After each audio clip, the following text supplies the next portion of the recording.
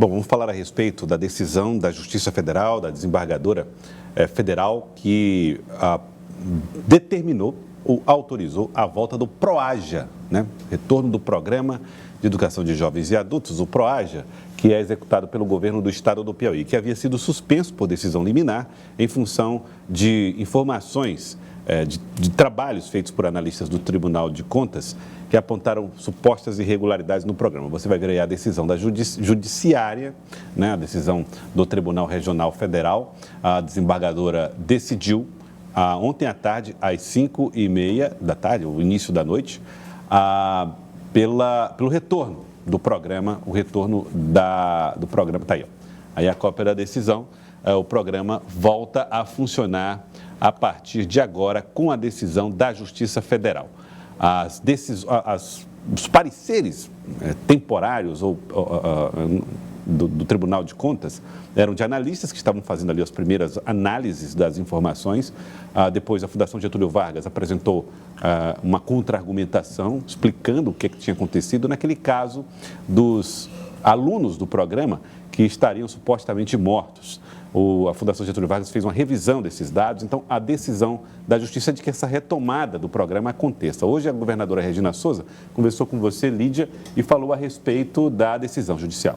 A governadora comemorou, Joelson, essa decisão. Ela afirma que essa paralisação causou diversos transtornos e prejuízos ao projeto, né, a continuidade da alfabetização das pessoas atendidas pelo PROAJA. Segundo ela, vai ocorrer uma reunião ainda hoje dessa equipe da Secretaria de Educação, da coordenação do PROAJA, para tentar aí conseguir reverter esses prejuízos, né? Vai ser feita a revista e toda a didática, a metodologia, né, o plano de aula para que os alunos não possam ter um prejuízo maior. E ela afirma que a questão política interferiu na continuidade do projeto. Vamos acompanhar.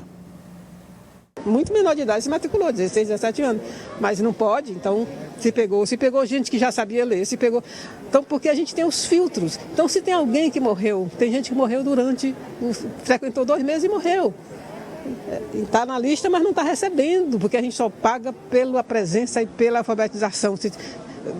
Tem monitoramento, tem teste no começo, no meio e no fim. Nós temos 30 mil já pronto para fazer o teste final. É gente que ia se matricular no EJA, que a gente espera que façam e a gente consiga essa matrícula, que eles continuem, um incentivo para eles continuarem a estudar, principalmente aqueles que estão na faixa dos 20, 30 anos, que ainda tem todo um potencial pela frente.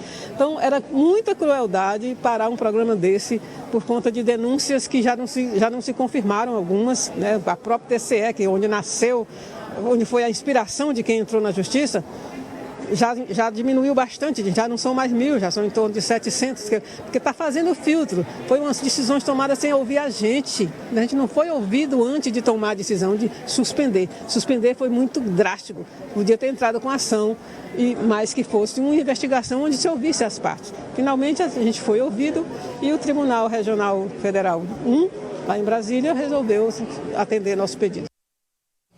Lídia, e agora tem desafios técnicos aí para retomar efetivamente o programa, né? Um dos prejuízos que a governadora coloca ao processo, Joelson, é que esses alunos, né, são alunos adultos, né, pessoas que trabalham e que têm ali dificuldades para se deslocarem. Essa é a justificativa do governo do estado, né, para se deslocarem até os locais, né, onde ocorre, que seriam escolas, né, ou em algumas comunidades, igrejas, centros sociais, né, onde ocorre esse processo de alfabetização.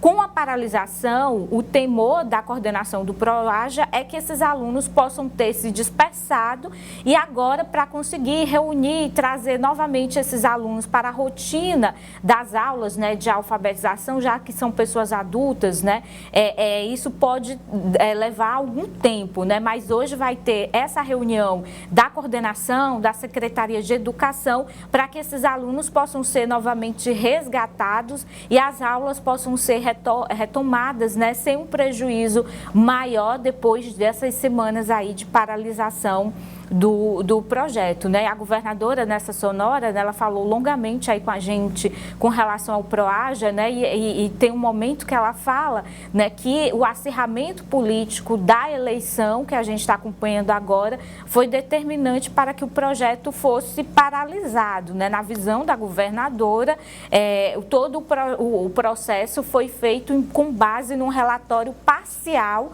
do Tribunal de Contas, né? E a governadora também questionou o fato do governo não ter tido o tempo ali de apresentar a sua defesa antes que as informações, né, se tornassem públicas, né? Então, a governadora afirma que isso mostra muito ali uma intenção de um uso político que foi feito nesse sentido, não com relação ao Tribunal de Contas, né, mas com relação a grupos políticos que, segundo ela, teriam usado esse programa, né, teriam usado esse relatório do Tribunal de Contas de forma política. O então governador, né, na época do PROAJA, Wellington Dias, também falou a respeito da decisão favorável do Tribunal Regional Federal.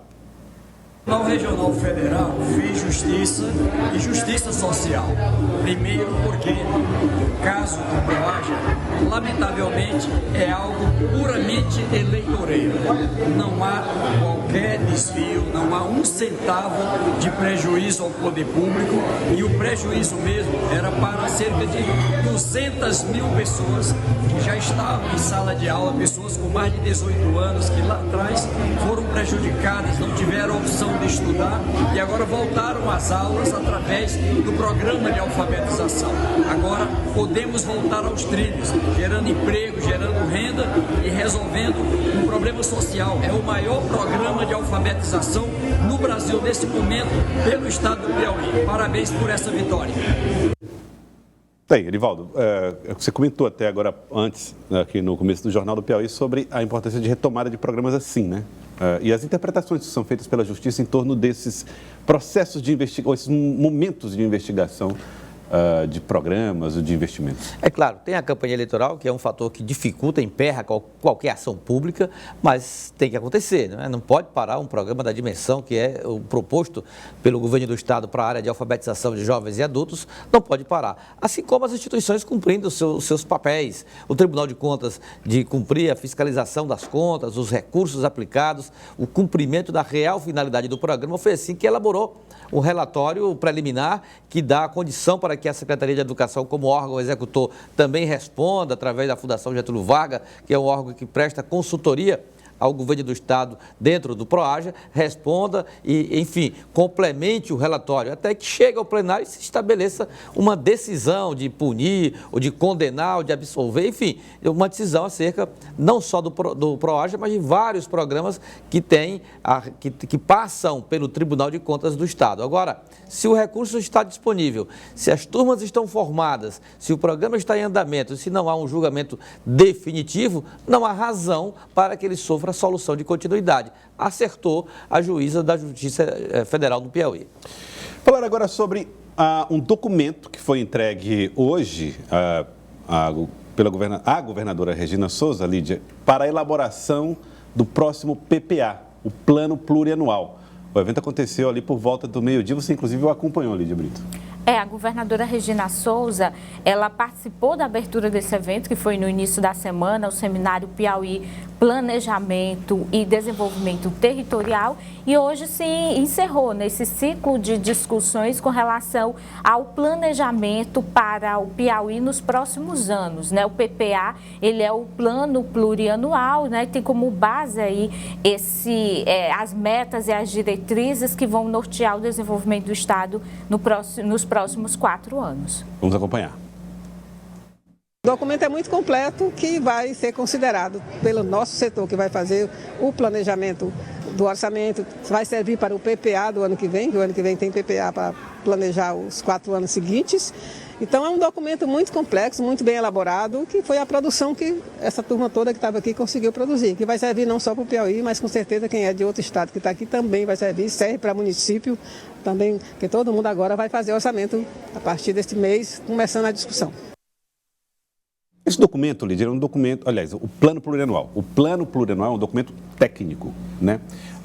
O que aconteceu, então, nessa semana foi a construção em várias mãos das ideias que podem estar contidas no programa. Isso, o plano plurianual, quem aprova é a Assembleia Legislativa, né? Então, o governo do Estado elabora o projeto, encaminha para a Assembleia Legislativa e a Assembleia Legislativa que faz essa aprovação. Mas antes da elaboração do projeto, o governo decidiu fazer esse seminário. Decisão política, né? Isso, como forma de ouvir diversos setores da sociedade, e esses setores deram as suas ideias. Então, no fim do evento, se construiu essa carta com as ideias, as propostas de vários setores para diversas áreas de desenvolvimento do Piauí. Então, aí tinha setores que a governadora Regina Souza, de áreas sociais, né, que ela defende, como os quilombolas, movimentos de negros, movimentos de mulheres, de minorias que também tiveram a oportunidade de apresentarem as suas propostas para áreas de desenvolvimento do Estado.